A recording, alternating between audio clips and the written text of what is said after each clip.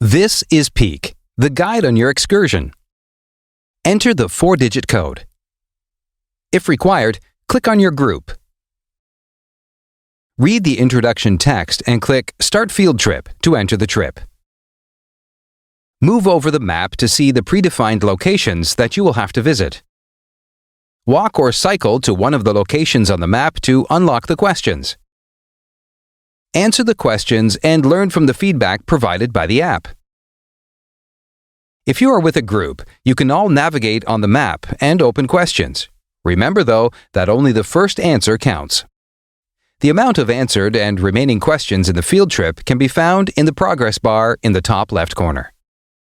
Click the Layer button to select the map layer you want. The Question button brings you to the overview of questions available for you, as well as the already answered questions. Use the I button for the extra instructions provided by your trip organizer and to find the explanation of the different icons.